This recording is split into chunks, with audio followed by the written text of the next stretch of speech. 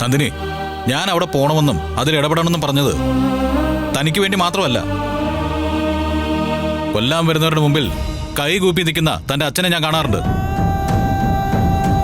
അതെന്റെ അച്ഛനാ. ദൈവത്തിനെ വിളിച്ച് കരയുന്ന മുത്തശ്ശിയുണ്ടല്ലോ, അതെന്റെ മുത്തശ്ശിയാ. കാർത്തികയും പ്രിയങ്കയും ഞാൻ സ്നേഹിക്കുന്ന എന്റെ അനിയത്തിമാരാ. അവർക്ക് വേണ്ടി എനിക്കതിൽ ഇടപെടണം.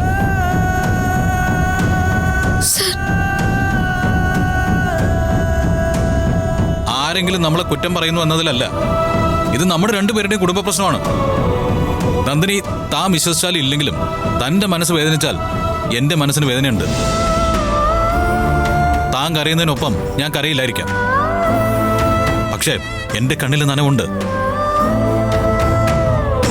ഞാനത് പലപ്പോഴും മനസ്സിലാക്കിയിട്ടുണ്ട്.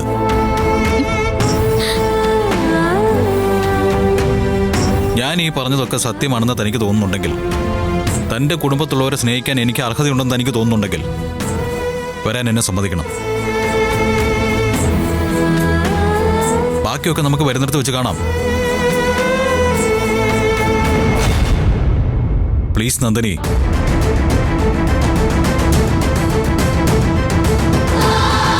നന്ദിനി, പോവാം സർ, നമുക്ക് പോവാം. വണ്ടിയിലോട്ട് കയറ്.